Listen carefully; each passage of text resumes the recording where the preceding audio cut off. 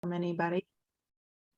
We will we'll move on now to the Student Liaison Committee, and unfortunately, we don't have Kimberly Culp here at the moment. We did have a report in the packet material, so you can see what's been done. And then we have both Emily Hahn from Student Services, is that right? And Jack Grimm to speak with us from the student and student services perspectives. So with that, I don't know if Emily and Jack have coordinated as to who wants to go first, but otherwise I won't make you Rochambeau, but I'll let you pick based on who was here first, which I think was Jack. That makes it easier. Sounds good. And if it's all right, I was going to split my time with if it's okay with Mirabella Subramanian, who's our external vice president, who's also with me today. Hi, Mira. Awesome. Thank you for joining us. All right. Well, good afternoon, everybody. Can you hear me okay? Okay, it's been a little bit choppy for me on my end, so I apologize if anything cuts out. But so to start, hello, I'm Jack, and I'm the incoming president for the Associated Students of UC Hastings for the class of 2022, for the year of 2022-2023. Thank you so much for inviting me today to introduce myself and say a few words. I want to apologize in advance to Dean Fagman and those of you who have already heard me give some version of this speech in the last 36 hours. If there's any recycled jokes, I apologize.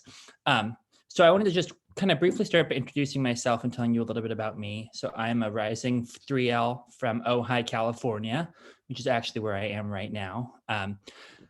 Before coming to law school, I worked in I worked in healthcare and state politics in Olympia, Washington. In my free time, I'm a busy dog owner, a park goer, reader, and actually today, I'm a backup wedding singer for a friend's wedding here in Ojai. During the last year, I served as the Director of Community Affairs for ASUH, and I really loved this role a lot because it's given me a chance to meet many members of the community that I wouldn't necessarily have had the opportunity to meet otherwise. And after this kind of grueling year of online school, our first year in 2020 of online school, there was a real sense within my class, and I think across the law school, of like a kind of a desire to renew, in-person community. And I was really happy to be part of making that happen. Besides getting to know many members of the Hastings community, I've also had a wonderful opportunity of working closely with the people who were on ASUH this year, including Mira, who will be our external vice president, or is our incoming external vice president, and who will be speaking briefly in just a minute. So today my primary purpose, like I said, is just to introduce myself and maybe provide sort of, still Dean Fagman's words, kind of a little bit of a temperature check on what's going on with the student community in this last year. It's definitely been, I would say, a challenging time. I've only been at Hastings during COVID, so I can't give it, obviously I can't compare it, but I would say that it has been a challenging time for the student body. And I think it's definitely a combination of the factors of being at school during COVID and just the kind of general feeling of political division, that we're kind of seeing across the US. So kind of from the COVID perspective, my class, we did our whole first year online, and so far we've only enjoyed one actual semester with zero transition to online school. So we've just did one full in-person semester. Last semester we had just one, I think about a month online, which is not too bad, but still, I think it's kind of produced a certain feeling of uncertainty and certainly, some concern within the student body. Unfortunately, we had a really lovely event earlier this semester that ended up being a bit of a spreader event, and that was kind of a shame. And I think it all sort of shook people up. And then there's just been the ongoing, political challenges and division that we've been seeing. And I, unfortunately, as Dean Fagman mentioned, that has, spread to campus and at times proved to be a pretty divisive issue, which obviously is a shame. Now, that all being said, I don't mean to paint some dour image of the school. I would say it has been, for me personally, a really wonderful place, and I've made many good friends and found that people who want to be friends because of shared goodwill and shared intellectual curiosity, not necessarily because they have, shared politics or shared religion or shared, it's really, I have found so many, people of genuine diversity and real openness to the thoughts and experiences of other people that I find really enriching. And, I think it's a huge blessing of the school and a real fruit of the diverse, student body and faculty that they're working to build. As ASUH president this year, and I'm sorry, I'm almost done talking. As ASUH president this year, my goal is to meet with all the student leaders on campus, all the student leaders for organizations on campus, and kind of get a better and clearer idea of what they're envisioning for the new year, and find out how ASUH and the UC Hastings itself can do more to support them. There was a wide variety of goals and ambitions, and we want to figure out how to facilitate that in ways that are really conducive to making our student body, the best it can be. And I hope to speak with all of you later about this as we kind of gain more information. So Mira and I will be meeting in the coming weeks to kind of prepare for some different programming and for different events. And we hope to make a report to you both on that and, and on kind of a synthesis of the information that we're receiving from the student body. So that's really all I have to say. I just want to thank you again for your time, and I always share my contact information below, but I really appreciate you again inviting us to be here. Thank you. And if you have any questions, I'm open for questions. Let's have Mira. Hi, thank you so much, Rachel. First of all, I do apologize if there's any problems with my internet. I know all of you are familiar with the downfalls of Zoom. But anyway, thank you so much. Good afternoon, board. My name is Mira Balasubramanian. I'm the External Vice President of ASUH, and it's an honor to be here today. Thank you so much for having me here. So just a little bit about myself. I am a rising 2L, and I spent my 1L years an elected student body representative at ASUH, where I worked both in the professional development and in the finance committees. So during my time here, I had the most wonderful opportunity to meet and work with the Hastings community. And as an incoming 1L, it made me feel very welcome and very included. So a little bit more about myself. Before law school, I worked in family law and estate planning. I've now completely pivoted and I'm currently interning at a law firm that specializes in financial services and securities regulation. And later I will be working in-house at a technology startup. I'm from the Bay, born and raised, but I was also privileged enough to spend a little bit of time in India, where my family is from and where I completed my undergraduate education as well. In my free time, you can find me exploring the city, hiking, making candles, and ranking and rating potato chips.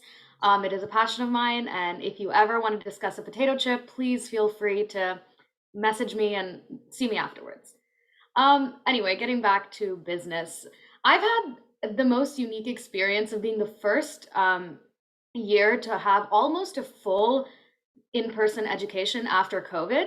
Unlike Jack, we've had only probably a month of interrupted school, and I personally felt that Hastings really did handle the health situation very well.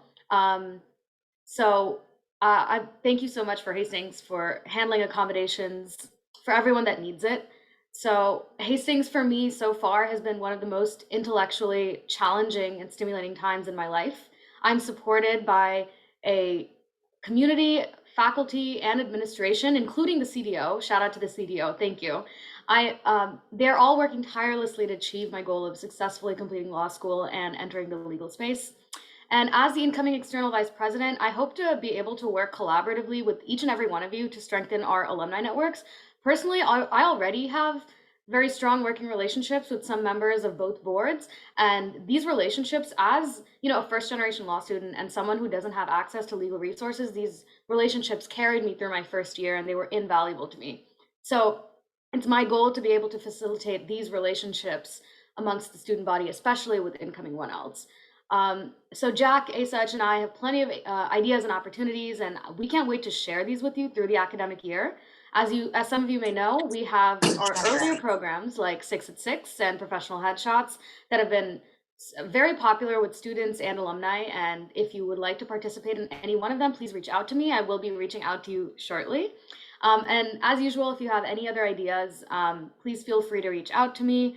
And I look forward to working with you. Someone also asked me what my details on the top chip is. I think there's a really excellent Hawaiian chip.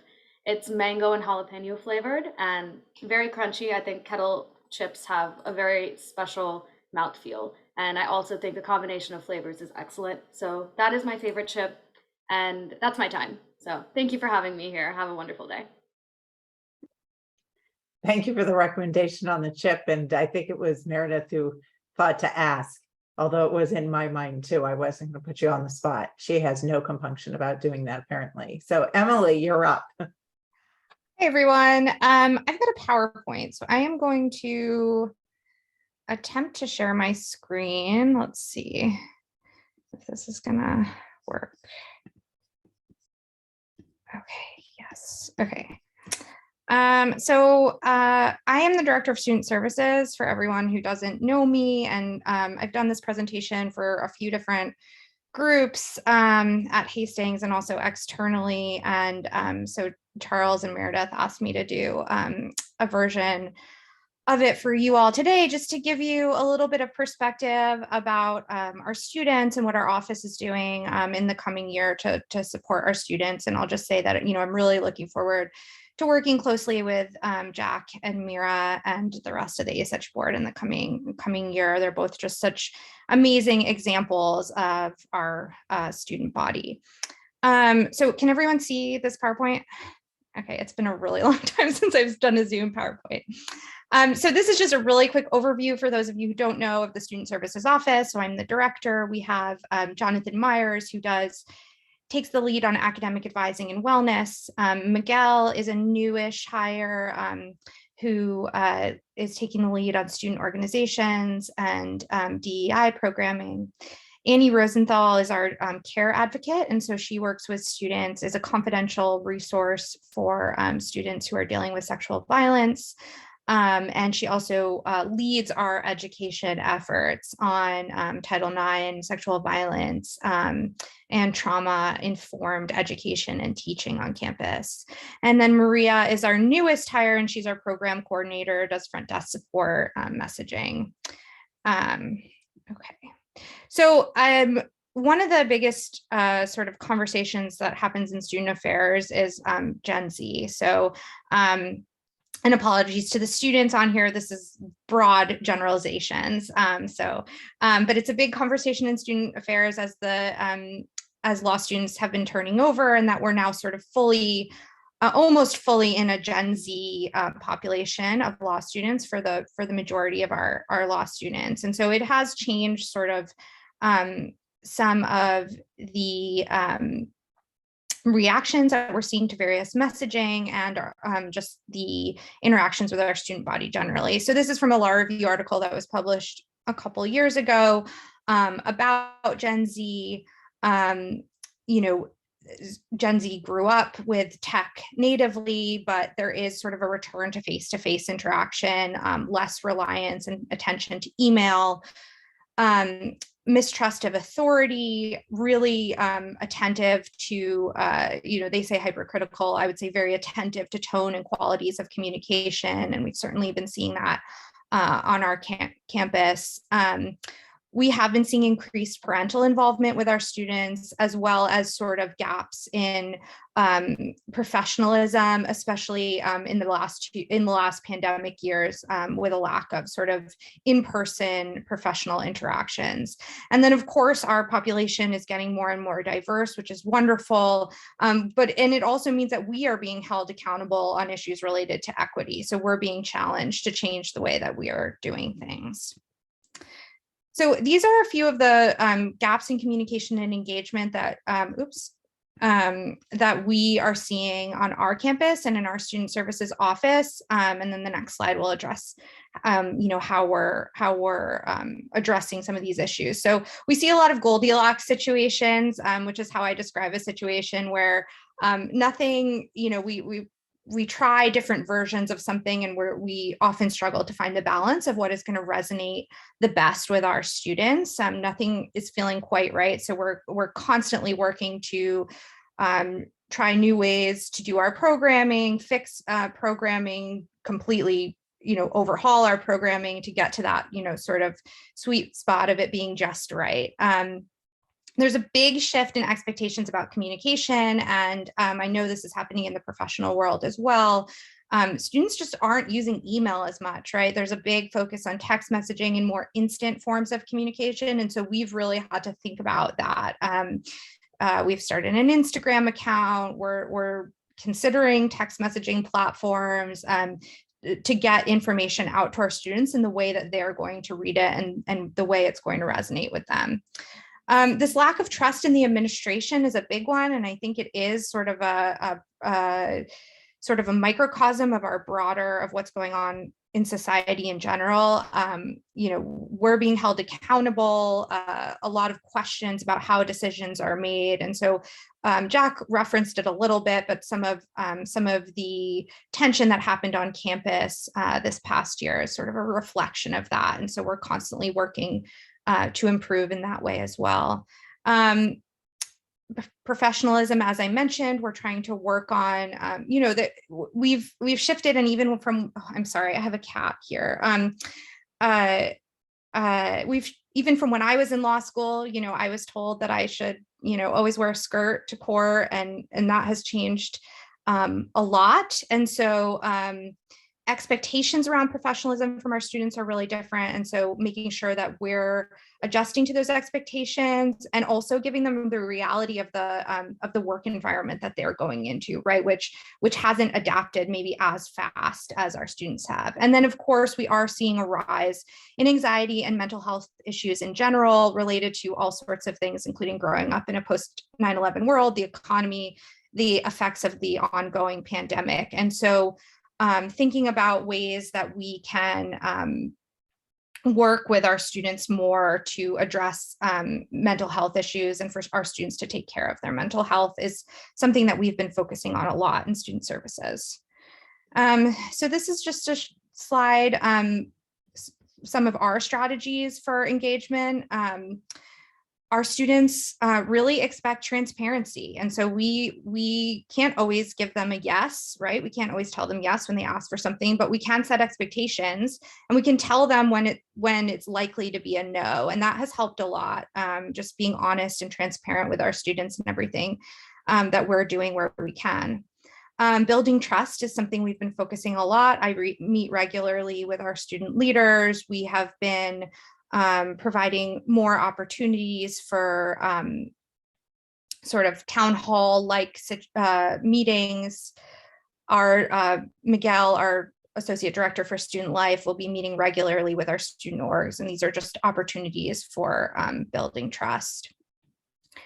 Sharing success and change. Our students are amazing advocates, and a lot of their advocacy does lead to change on campus. In fact, Annie Rosenthal, our director of care, is her position is a direct result of student advocacy.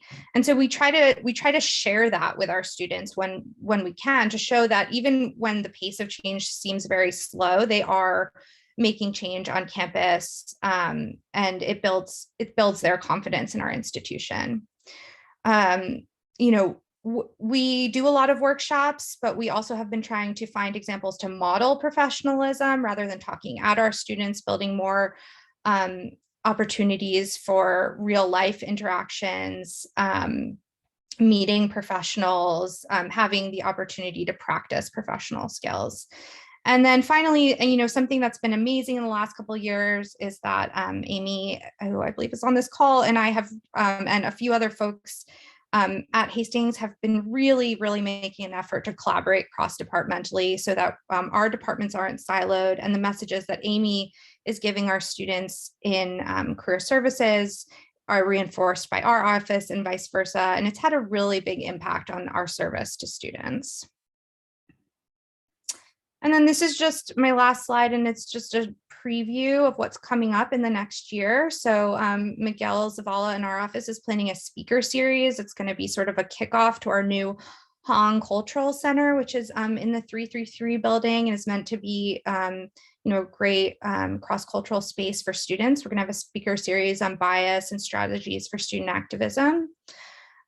We are revamping our 1L Essentials program, which Amy may have given you a little overview of, but the student services piece of that is going to be focused on building a professional identity and cultural competence. We have a lot of great wellness programming coming up, including yoga, sound healing. We've done art on campus, and those have been some great events. We have some, I'm calling them here non-traditional students that don't have student orgs. So, they don't have an org like a PALSA or BALSA, but there is a cohort of these students. So student parents, student veterans, OWLs, which are older, wiser law students. We've been building opportunities. They often, don't have time for a traditional student org, but we've been building opportunities for support through lunches and other meetings with staff and community on campus for them to connect with each other and feel more a sense of community and belonging at Hastings. We've got a really big cohort of student parents actually in this upcoming year. And then we're working to partner more closely with student orgs on our community building events so that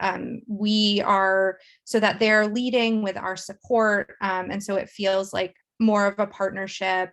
And again, helps to build trust and community among students and staff at Hastings. So we did a bingo event last semester. That was pretty fun. We've done popsicles on the quad as a community building. We're hoping to partner more with ASUH this year on squad for including a fun squad event at our 1L orientation that will be a partnership between student services and ASUH. So I'm happy to take questions.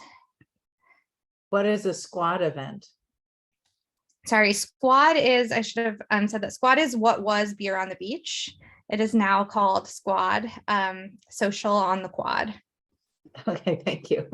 Sorry, should have clarified that. Barbie's got her hand up. Oh, Adele Meads, looks like maybe you were first. Go ahead, Adele Meads. Okay, hi, thank you. Emily, thanks for this presentation. I had a quick question on the last slide you had on the quote unquote non-traditional student programming you have. I was just wondering, given the intersectionality a lot of times with whether you are, parent student or student parent as you call it, or student veterans or the OWLs, which thank you for describing the name, but you can have folks who are in different parts of the organizations. Are you thinking also of doing some of the programmings like across or partnering with some of these organizations so that they could have an event where it is not so much focused on student parents or the veterans, because sometimes that can be, well, you're targeting the parents, but they could be a Black parent or Hispanic parent, or, they can go across. I was just wondering what the thinking is there, if that's also in the work. Yeah, of course. We haven't it's such a great point. And I think we want to expand programming like that. Right now, the issues with our OWLs students and our student parents, especially, is that they actually feel very isolated based on that specific part of their identity, right? So we hear from parents a lot, especially, that they have no opportunity to connect with parents, and that they want an opportunity to specifically connect with the students who are parents. And same thing with our older students. They feel really isolated in a lot of their classes. And so we've been focusing in the past year and in the coming year on just sort of getting those students connected with each other, because often they just don't even know who they are. But I think it's a really great point to think about ways to partner with the other affinity orgs to have to address some of that intersectionality and how we could build out those programs. While we do have a bigger student parent cohort in the coming year, it is still only about probably 6 or 7 of the class, right? So I'm hoping that some of this support will lead to more of these students coming to Hastings, and then we can, really build out some of these programs. But I think it's a great point. So thank you. Thank you. Barbie was next. Thank you. So my question is also tied to the non-traditional groups as well. I know that with some of the alums, in particular, our younger alumni, and by younger, I mean not age, but in terms of when they graduated, I feel they fall into some of these non-traditional groups, and it would be great to incorporate them into some of the programming, particularly those who self-identify as a veteran or as an older student or a student who had parents. So I would encourage you to engage the alumni community who also identify as part of those non-traditional groups. Yeah, that's great. We're going to be setting up a series of lunches, and we can absolutely all coordinate with Charles and Meredith on inviting alums to those lunches as well. So thank you. Okay, Joy. Hi, this question is for Emily. I guess it's more of a question of the younger cohort coming up, and what we're seeing in the workplace as well. I mean, obviously, we want to be welcoming and to retain our younger associates, but I guess in terms of training and such at Hastings, what are you doing for people who do have parental involvement? That's, I mean, from a law firm perspective, that's kind of shocking to have any sort of, but we've read, articles and such about that, but also about people who are, when you said, you're not, when people aren't reading their emails, that's something that is also shocking for us, because, we need our associates to read their emails and read them carefully in order to practice law. And obviously, anytime there's a trial, all the emails get pulled out, and if you have emails saying one thing and your associate did not read it, that's potentially, that's going to cost you. So I'm just wondering, what sort of training you're doing in terms of professionalism and the sort of things that their expectations are when they leave law school and enter the workforce. Yeah, I mean, it's such a great point, and it's honestly, I don't have a perfect answer for you, because it's something that we're really struggling with. Amy Kimmel and I are in conversation about this almost daily. It feels like, I mean, some of it on the emailing is just holding our students accountable, right? So we do try to communicate with our students in many different ways, right? But a primary way, and especially, for example, from our registrar's office, right, is email. The students get an email that has information about registering for classes. And, if they miss something, they've missed it, right? Right. So we do try to hold them accountable and model that, like, we sent you all of the information you needed. If you didn't read that, then that's sort of on you. So there's some of that. We have been trying more and more. Elizabeth McGriff, who's the director of our LEAP program, and Mario Lopez, who is the director of DEI initiatives, I think is his official title, do this amazing program on professionalism that we are, we're hoping to actually make mandatory for our 1Ls in the fall, because they really sort of hit some of these points without a lot of fluff, right? Like, you have to read your email, you're going to be expected to read your email, and they give stories and examples. We have been working with some of our student orgs to do more student-led programs on this, right? So for 1Ls to hear from 3Ls about why this is so important, right? That's another peer-led programming is something that we found is really effective. On parental involvement, it's really hard. Sometimes I'm not sure if the students even know that their parents are involved, right? We get calls all the time, and I'm not sure if the student knows. That's a harder one, because I feel like in some ways you have to address the parents as opposed to the student, right?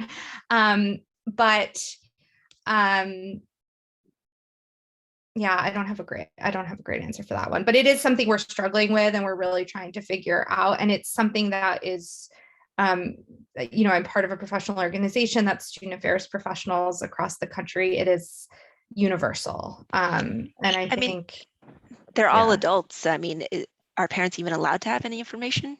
I mean, no, they're not. In many cases, they're not, which is why it's sort of surprising, when we get the phone calls. But I feel like we could probably have an hour on this topic. But I mean, to the extent that alums are interested in being part of programming,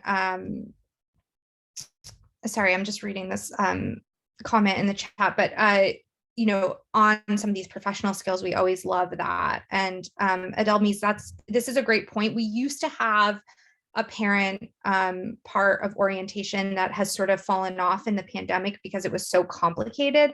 And we're talking about bringing back for this year. And it's sort of like,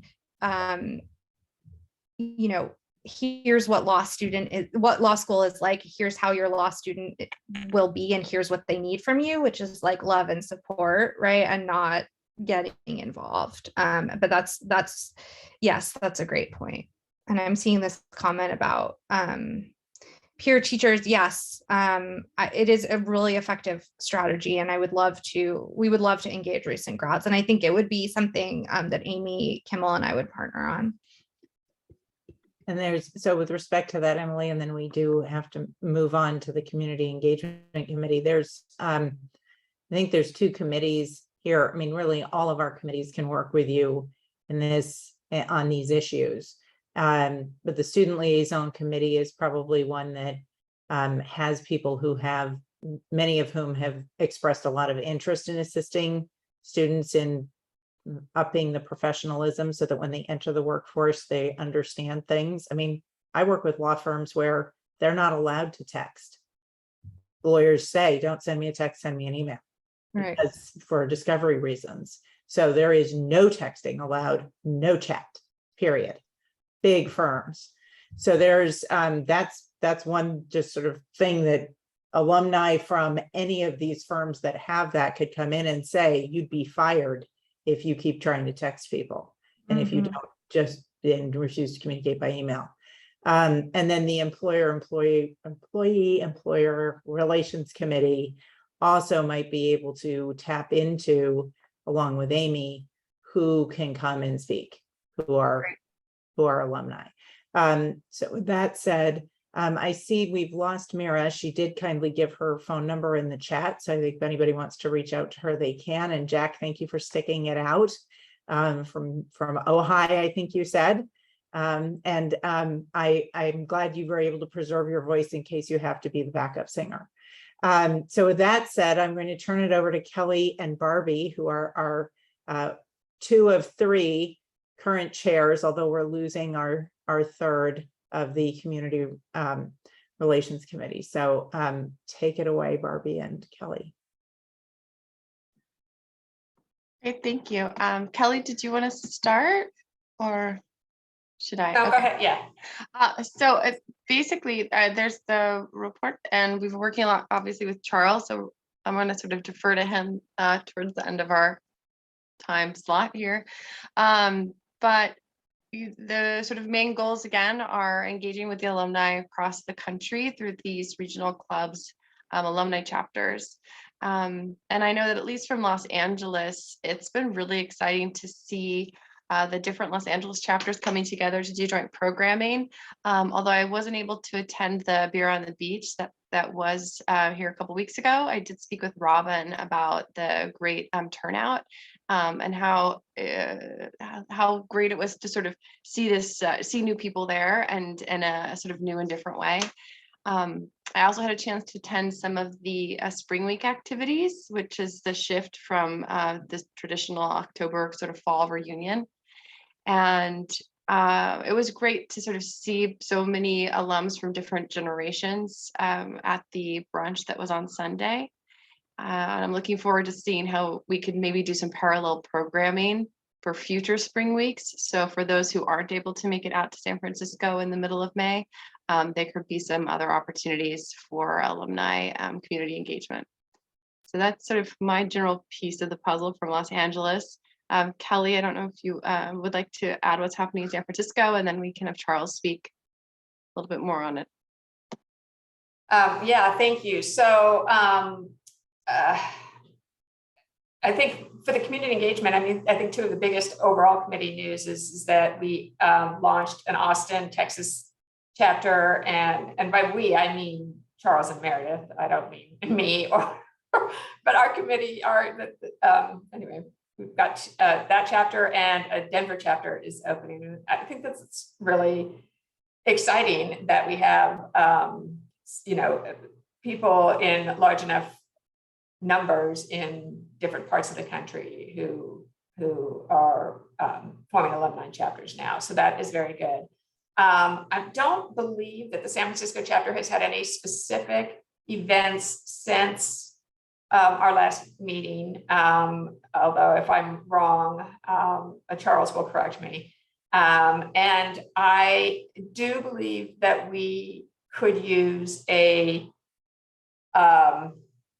additional San Francisco chapter leader. So I don't know if anybody here is interested, or if you know of somebody in San Francisco, maybe let me know. I'm going to talk. So Kelly Matayoshi, for those of you who've been on the board for a while, and I are the and she was the president of this board, of this, the governor's board.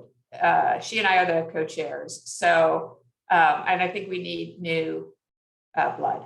So, and if you know of anybody, let me know. We're not going anywhere right now, but yeah, I think Kelly and I could use some new blood. I think the San Francisco chapter could use some new blood. And Charles, I see you smiling. Just before Charles goes, I want to let the group know that Kelly consulted on somebody's appeal, and I got word. I gave her name as an appellate attorney, and I got this really excited email from the attorney when they got the reversal, because they had lost at the trial court level, and he was very grateful for her. So just wanted to let you know that this board does result in good things happening. Thank you. And thank you again, Rachel, for that lovely referral. That was a really, really fun consulting assignment. So thank you.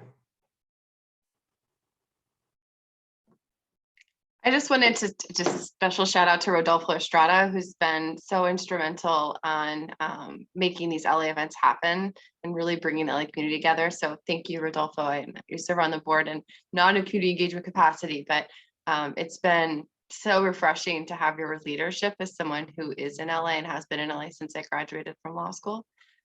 So thank you for bringing together and to reaching out to the other leaders in LA to help do some regional programming. So thank you for all that you're doing. I guess, Charles, would you like to share sort of all the other things that we were unable to include in our little part, including the fact that Tricia will no longer be serving? Yeah, I think you both did a wonderful job in summing up where the chapters and affinity groups are. We have just done so much with the groups. And again, I second the shout out to Rodolfo and the LA chapter, and our West LA chapter leaders are now part of this board as well. And so the synergies between the chapters and affinity groups and this board are synonymous, which is what we want, which is great. Again, the chapters and affinity groups are just to get people together around UC Hastings and through happy hour networking, museum tours, sporting events, and any other types of things that y'all want to do. So we're really proud of that, and we know that we still have a good road ahead to continue to create community through our chapters and affinity groups as well. In about 10 days, we'll have our second ever chapter and affinity group quarterly summit, which is something that we have 4 times a year. And that's over Zoom. And this is just a chance for all the leaders to get together. We celebrate our accomplishments. We pat each other on the back, and then we share ideas. So someone creates an event for their group. Oh, hey, I'd like to take that idea and use that for my group. Because we're all on the same team here at the end of the day. So that's a little bit of an update. Our Austin chapter launched at the end of last year. They did another event this year. We're going to be launching our Denver chapter in just a couple of weeks. Very excited about that. Our Black Alumni Council did one of the most impactful events that I've ever seen here at UC Hastings with Mayor Willie Brown and Malia Cohen as well. And so again, we have the wind at our back now, and we are just moving forward with our chapters and affinity groups. Again, if you have any ideas or want to be a part of that, the more leaders that we have involved, the better. Eddie just chatted me on the side that he'd like to put forward his son, who's going to be on this board, Andrew, to help with the San Francisco chapter. So that's wonderful. So thank you, Eddie. And now I want to turn it over to my colleague and someone that I admire a lot, who inspires me to do all of this engagement work, Meredith Jaggard, who will speak about our spring week. Thank you. So spring week was 2 weeks ago. It was great to spend time with Barbie. We had so much fun. It was great to see her in person. It was, I think, as a foundational first time for Hastings to roll something out, I thought it was incredibly successful. We did our first UC Hastings Day of Giving. We raised over $132,000, which is incredible. So we'll do Giving Tuesday and UC Hastings Day of Giving every year. Would like to expand that in the coming years to include service, so community service through our chapters on that day. So not only raising money, but also focus on how each chapter can make a difference in the community that's meaningful to them. We had our Giants Night at the ballpark. We had about 100 alumni and faculty and staff together at the Giants game, which was so much fun. And then we did a toast to the class of 2020 on Friday night on the Sky Deck with alumni. And we also had our reunion jazz brunch on Saturday. All in all, I think that it was incredible. It could have had more attendees. However, we were in the 4th or 5th wave of COVID. I don't know if the people's temperature on being comfortable to come to things, but the foundation was laid, and we've already started thinking about what does next year look like. How do we continue to, like Barbie said, have events that happen simultaneously with Spring Week? So we were thinking, why don't we have the real Beer on the Beach Santa Monica edition during Spring Week next year? So that way people that can't travel or have something going on are able to enjoy. So it was a lot of fun. And even though it was in place of what reunion used to be, it was a new tradition that we're excited to continue to grow. And next year also, we'll probably move it to when the students are in class. This year, it was at the end of their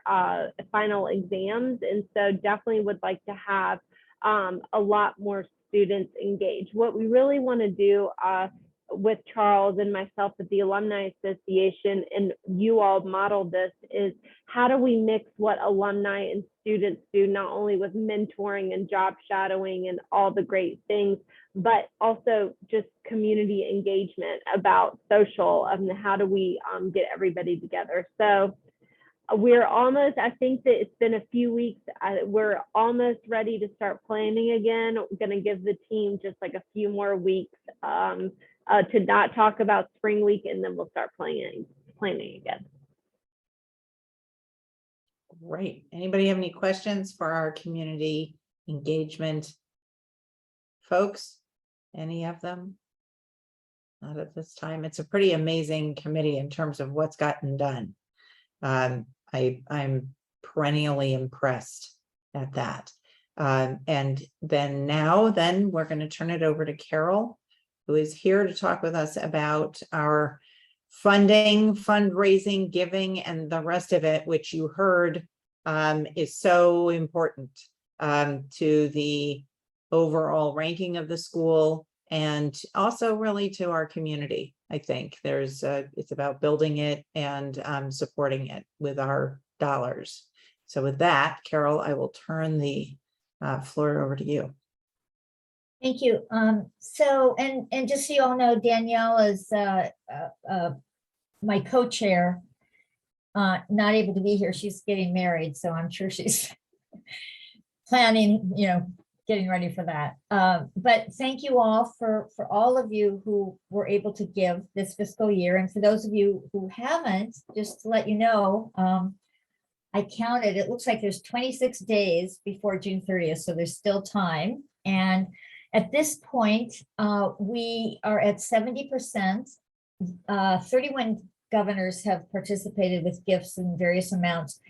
And of the 31, 23, which is just slightly over 50%, have met the $1,000 suggested contribution that we, as a board, have. We've all been encouraged when we sign on as governors to ideally give $1,000 if we can. So we're just over 50%. So if any of you can step up to the plate before the end of the fiscal year, that would be great and really appreciated. I know it's, these are strange times for a lot of people. I think we all appreciate that. But, and as Meredith and Charles and the last committee talked about, the UC Hastings Spring Day raised quite a bit of money, which I think was really great, especially considering the fact that they were in the middle of a COVID wave. 3 governors gave to the Spring Giving Day for a total of $1,600. So that's where we are in terms of giving for this fiscal year. And I just would encourage, again, any of you who, have just been meaning to give, but for whatever reason, it slipped your mind or whatever, try to do it before the end of the fiscal year. And just remember also, your donations can go directly to the general fund of the school, or you can designate it to the moot court or to LEOP or to the UC Hastings foundation. And thank you again, for all of you who are not only giving monetarily, but really thank you all for the time that you're volunteering to be on this board, because that's also obviously a tremendously important way to give to our school as well. And I also just want to say, Rachel, thank you for a great year. And I hope, we'll keep seeing you on the board, and it's been really lovely working with you, and look forward to working with Barbara. So. Thank you, Carol. And I want to reinforce what Carol asked for in terms of anybody who hasn't had an opportunity to do their 1,000 contribution. If you can do it, please do, because it's, and Danielle gave a really nice, eloquent explanation of what the reason is for and what the privileges of access that we have to information and the opportunities to ask questions and so on. And that's one of the reasons why it's asked of us. I try not, as you know, to pressure people on the fundraising front. And at the same time, I do think it's a really critical part of this. And I will say that for those of you who've never heard me say it, and I think most of you have, I came to this board planning to never give money to Hastings. And here I am. I regularly give now. So I became a convert, and it's people like Carol and there's some eloquence about this that are the reason why. Kelly, you have a question? I have 2 interrelated questions. One is, I thought I recalled that at a certain point, we sort of moved our giving calendar to a calendar year. And if I'm wrong about that, which based on something I just saw on the giving page, and it's still July 1 to June 30th, which it must be, because that's actually what you just said, Carol. So forget that first question. So my second question is, do you, because it's a mid-year, some of us get confused about, like, I'm always sending emails to Eric saying, did I already give this year? Because I have two pledges to Hastings. It's very confusing. It is. So I'm just wondering if you or the school, or maybe Eric, can notify everybody on the board, maybe before June 30th, if you've given already for this fiscal year, because some of us may have thought we already gave and maybe we didn't, or something. Well, and I think it's also a little confusing too, because we have, Giving Tuesday. So some of us give, part of it on Giving Tuesday, and then now we just have the Spring Day of Giving. So it is hard to kind of keep track of, did I give this fiscal year or did I give last fiscal year? I totally agree with you. And maybe we can figure out a way of just reminding people gently, so that, for people who want to make the commitment and think that they have, but actually that was last year, maybe we can come up with a way to sort of remind people as we're closing in on the fiscal year. So I think that's a good point, because it is very confusing sometimes when you look back at, I know, I mean, I have to like go back. What month did I do that? So it's a good point. I think Leo, it looked like you had, yes, you did. Kelly and Carol, a great solution to this dilemma is just to simply give both at the end of June and in December, and you have both bases covered. Great idea. Or give on Giving Tuesday in the fall and on Spring Giving Day in the spring, and then at the end of June, just in case. Or set it up for a recurring $100 a month, every month, and then you don't have to think about it. There are lots of ways y'all can get your commitment met. And I'll say this as well,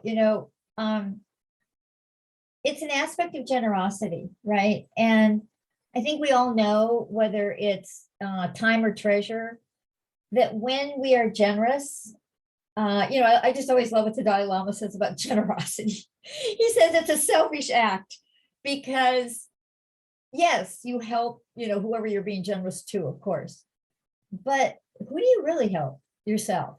Because there's a wonderful sense of satisfaction and reward of knowing that you have, either given time or treasure to, an individual, an organization. And so generosity is just, I think something that we all are aware of, how beneficial it is, not just to others, but to ourselves. And so just keep that in mind as well, I would say. On that note, those of you who had a chance to read the letter that I wrote to all of you, one of the things that I did say in there is that, there's a lot of stressors right now for folks, and that includes people here on the board. And I'm hearing it from some of you. And I want you to know that although we're not necessarily, sometimes the board members are fairly close, sometimes they're not, we really are here for each other as well. And I think sometimes people feel like they're not contributing enough in terms of their time, or that their contributions aren't making a difference. And we keep hearing that our contributions are making a difference, not just monetarily, but in terms of our time. And so when you want that, when you're wondering about that, please don't wonder in silence. Come to the people who are on the XCOM, go to Charles and Meredith and find out about it, because we can really give you the feedback that we get. And maybe we should be shouting that out to the board a bit more when we do get those kudos. For instance, the first generation program, maybe we do a report out to the board afterward when we get the feedback, not just in the next meeting. Leo. Actually, Rachel, that was really well said. And I guess I would just emphasize that, particularly when it comes to scholarship, every dollar matters, whether you give $10 gazillion or whether you give $10, it matters, because it helps a current student get through Hastings. This morning at the foundation meeting, we signed thank yous to first-time contributors. And I had a handful that were contributions made by current students. And one of them I happen to know is not rolling in money. I don't know how much she gave, but she gave. And that gift matters to somebody. It's the cost of pen and ink that you don't have to buy. And these days students live on shoestring budgets, and it all matters. So I think that's important to keep in mind. And if I could just add to that, I was a scholarship student both at Hastings and undergrad, and I will say definitely undergrad. I could have gone to the university I went to had I not gotten a scholarship, no question. And I mean, law school, I suppose I probably would have found a way, but you're right, Leo. I mean, it makes a tremendous difference in terms of your quality of life, as well as being able to, go to the school of your choice. So thank you for saying that. It really does. And no matter how much, it all matters. It may seem like a small amount, but that small amount can mean a lot. On that note, and I'm sorry, we are going to run over on time, and of course, time is valuable, as we've just been talking about. Eric is here to talk with us about some of the advancement activities and results, I believe. And so I will turn it over to Eric, who looks like you're out on a pier or a ferry. I can't tell. Hi, Rachel. Thank you. Yeah, I'm actually down in Foster City. My wife, which just doesn't happen often, but she had a work commitment this afternoon. So after the foundation board meeting on campus, I rushed home to relieve her. And then my daughter has a soccer game that's getting ready to start. So this is one of the good things about virtual meetings. I can be down here in Foster City. I've never actually been to this particular location. And as an East Coast native, although I've been in California for 20 years, you know, it's just still always kind of mind blowing how gorgeous Northern California is. So first of all, Rachel, I want to thank you for all of your leadership as president of the Alumni Association Board, and to all of the board members. I think that we are really kind of developing a great kind of 1-2 punch with the Alumni Association Board and the Foundation Board in terms of complementary strategies, complementary objectives. So this is, I think things are just feeling like they're coming together on a lot of different fronts, and that's just yet another one. So thanks to everybody on the board for everything that you do, volunteering, mentoring, giving, all of the above. So I guess I've got two main things. One is just to, report on the fact that, you know, we are having, it's still fiscal year 22. We have a few weeks left to go, and we have exceeded $16 million raised this year, which is, we've set another record for Hastings. And I say it ad nauseum, and I'll say it again, it's a team sport. All the work that you do, all the work that David Fagman, David Seward, and our leadership team does, the foundation board, and basically all of our stakeholders who are connected and or want to become connected. All of those things kind of come together and create this momentum. And I think we're seeing that in people making significant investments in Hastings. So very excited about the year we're having, and thanks to everybody on the Alumni Association Board for playing a role in that. The second thing I wanted to just brief you on very quickly, and I think when September rolls around, probably a bit of a deeper dive, but I think most of you or all of you know that David Fagman will be re-upping for a second term. And based on that news, along with what I've just shared, along with maybe some of the things you've talked about today already, our bar passage is fantastic, going up. Our incoming metrics are going up. Our employment stats are going up. Buildings are literally going up. So there are all of these just incredibly positive developments.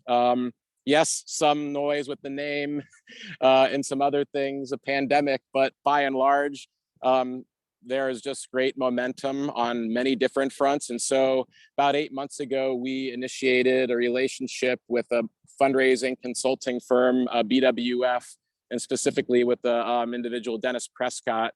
So we've been the past 6 months or so engaged in kind of a campaign planning study to assess our readiness to initiate a campaign and launch a campaign, and also honing in on what a goal might look like. And so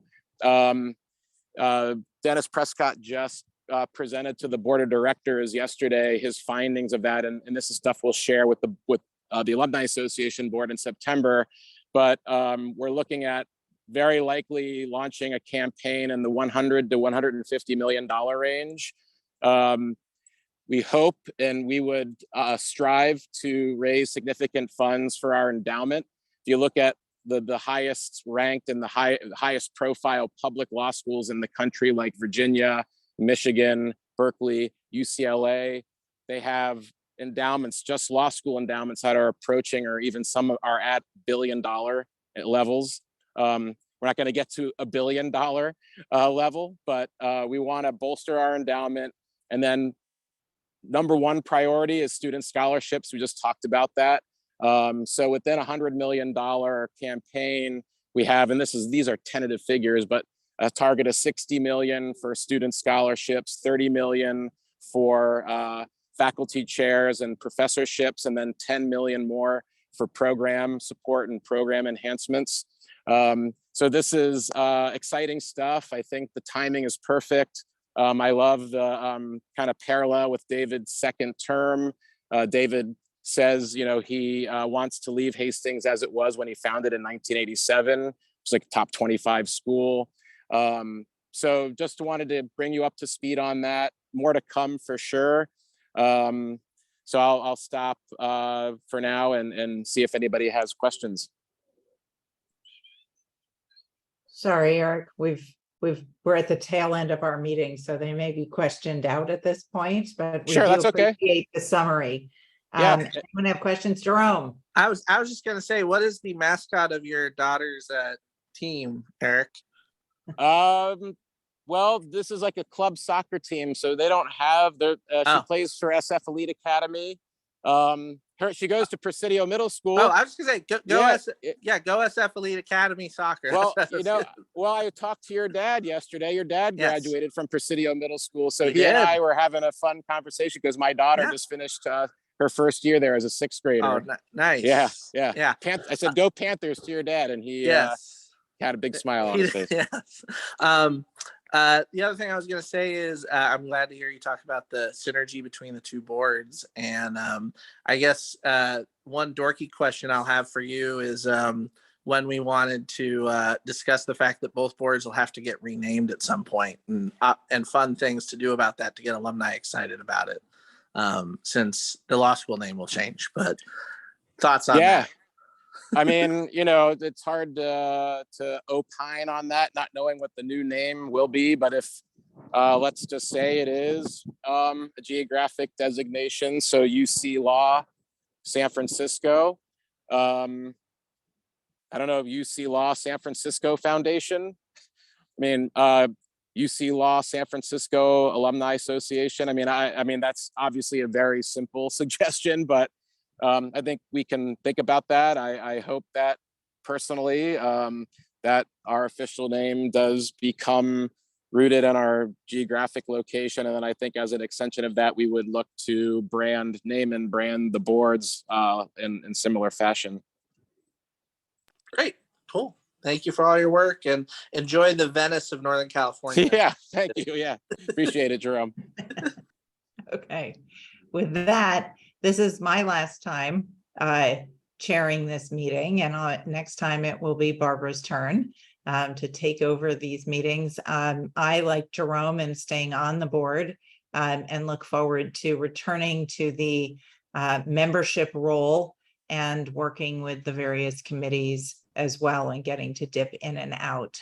It's truly a joy to see all of you every time we have these meetings, and every time it happens, I mourn the fact that we don't have them more frequently. And then I'm also grateful that we only have them 3 times a year, because it means that I actually look forward to it as opposed to dreading it. So, as per sort of the wisdom that was indicated in the book Give and Take, we have an optimal level of asking of people's time, I think, knowing that there is a saturation point. And so I appreciate that aspect of working with all of you here as well. And so before I adjourn, I just want to see, does Barbara have anything she wants to say? You didn't know I was going to call on you.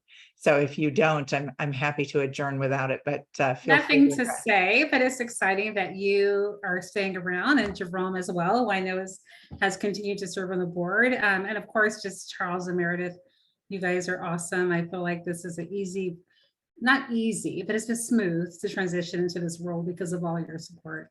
So I look forward to serving, and hopefully, I agree, Kelly, hopefully we're in person in September, because it'll be nice to see everyone in person. Right. Exactly, as opposed to this slow, complete surge and just keeping on know. going. It sort of feels like we're riding a wave to a beach that is who knows how far away. So, and Charles and Meredith, they could not have done this year without you, truly. Charles and I had many late night text messages, and I appreciate that I can text with him as opposed to these big law firms that prohibit texting. So I'm very much appreciate it. So with that, unless Charles or Meredith have anything that you think we should cover, we can adjourn the meeting. Thank you all. Bye.